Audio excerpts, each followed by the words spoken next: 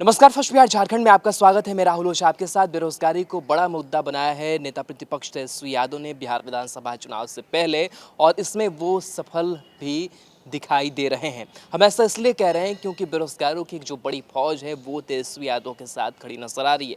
सियासत इसमें हो, अपनी जो राजनीति है वो भले ही हो, लेकिन जिस तरीके से बेरोजगारों को एक साथ करने की जो कवायद है जिसमें लगे हुए तेजस्वी यादव, उसमें वो सफलता पा रहे हैं। आपको बता दें कि कुछ दिनों पहले जो एक पोर्टल है वो लॉन्च हुआ था, जिसमें बेरोजगारों को लेकर के कहा गया था कि वो अपना रजिस्ट्रेशन करें। जब वो रजिस्ट्रेशन करा लेंगे और अगर तेजस्वी यादव की सरकार बनती है, वो मुख्यमंत्री बनते हैं, तो वो उन्हें रोजगार दिलाएंगे। जिसके बाद से पिछले 9 दिनों के आंकड़ों की अगर बात कर ले तो 5 लाख से ज़्यादा रजिस्ट्रेशन हो चुके हैं।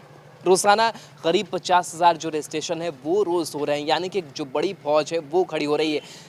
जाहिर सी बात है कि जो लोग रजिस्ट्रेशन करा रहे हैं, जो बेरोजगार रजिस्ट्रेशन करा रहे हैं, उनको उम्मीद भी होगी कि तेजस्वी यादव की सरकार बनेगी तो उनकी जो बेरोजगारी है वो दूर हो जाएगी, उनको नौकरी मिलेगी। साथ ही साथ इससे जो एक वोट बैंक है वो भी तेजस्वी यादव तैयार करने में कामयाब साबित हो रहे हैं, क्योंकि जो प्लॉटिंग है वो बड़े ही अच्छे तरीके से जो तेजस्वी यादव हैं उन्होंने बिछाई है, और उस पर वो कामयाब होते हुए भी नजर आ रहे हैं। क्योंकि जो एक फौज तैयार हो रही है बेरोजगारों की, उनको उम्मीदें जग रही हैं तेजस्वी यादव से, और उन्हें लगता है कि अगर उन्हें वोट दिया जाएगा तेजस्वी को तो उनकी बेरोजगारी दूर हो जाएगी। बहरहाल तेजस्वी यादव अगर मुख्यमंत्री बनते हैं, बेरोजगारी कितनी दूर करते हैं ये तो आने वाला वक्त ही बताएगा, लेकिन फिलहाल जो ब्लूप्रिंट तैयार किया है तेजस्वी यादव ने वो उस पर सफल होते हुए नजर आ रहे हैं। साथ ही साथ तेजस्वी यादव जो हैं वो नीतीश कुमार पर भी हमला बोलना नहीं छोड़ रहे हैं, और बेरोजगारी को लेकर के उन्होंने कई बड़े जो महत्वपूर्ण सवाल है वो दागे हैं नीतीश कुमार पर। वो कौन कौन से सवाल हैं, उन सवालों पर भी एक नज़र डाल लेते हैं। तो तेजस्वी यादव ने जो बड़े मुद्दों पर मांग की है वो मांगे हैं। उन्होंने कहा है कि देश में सबसे अधिक बेरोजगारी बिहार में क्यों है। 15 वर्षों की एनडीए सरकार बताए कि बिहार में आईटी कंपनियां क्यों नहीं बुलाई गई, क्यों नहीं आई और क्यों नहीं आ सकती। बिहार में आईटी पार्क क्यों नहीं बन सकते। बिहार में केला, मकई, मखाना, चावल, गन्ना, आलू, लीची, आम इत्यादि अनेकों विश्व प्रसिद्ध अनाज, फल, सब्जियों का इतना उत्पादन होता है, तो फिर इन सभी से संबंधित खाद्य प्रसंस्करण उद्योग 15 वर्षों में क्यों नहीं लगाए गए और क्यों नहीं लग सकते। 15 वर्षों की सरकार जवाब दे। कई जो सवाल है वो उन्होंने पूछे हैं। बिहार दूसरे प्रदेशों जैसे आंध्र प्रदेश से मछली खरीदता है। 15 वर्षों की सरकार बताए कि हम बिहार तमाम मछली उत्पादन संबंधित संसाधन होने के बावजूद यहाँ ऐसे व्यवस्था क्यों नहीं कर सकते। बिहार में मछली उत्पादन को बढ़ावा देकर यहाँ सिलाबार मछली बाजार लगाकर मछुआरों की आमदनी और उत्पादन क्यों नहीं बढ़ा सकते। 15 वर्षों की नीतीश सरकार बताए बिहार में इंडस्ट्री स्पेसिफिक क्लस्टर क्यों नहीं लगाए जा सकते। 15 वर्षों की सरकार बताए बिहार में डेयरी प्रोडक्ट्स यानी दुग्ध उत्पादन संबंधित बड़े उद्योग क्यों नहीं लगाए जा सकते। बिहार का दूध, घी, मक्खन, चीज़, पनीर, खोया इत्यादि दूसरे प्रदेशों और देशों में क्यों नहीं भेजा जा सकता। 15 वर्षों की सरकार बताए उन्होंने बुनकर उद्योग, लघु उद्योग और हथकरघा उद्योग के लिए क्या किया।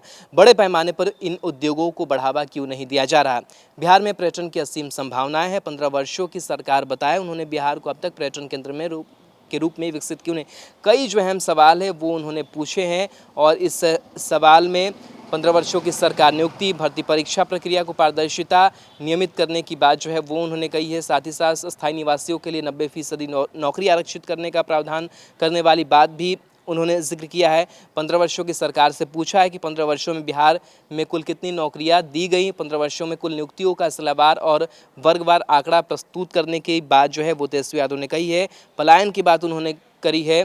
साथ ही उद्योग धंधे, कल कारखाने कितने लगे उसका हिसाब उन्होंने मांगा है। साथ ही 15 वर्षों में पहले से चालू कितनी चीनी मिल, जूट मिल, पेपर मिल और दूसरे उद्योग और कारखाने बंद हुए, और उससे बिहार को कुल कितने राजस्व और रोजगार के अवसरों की हानि हुई।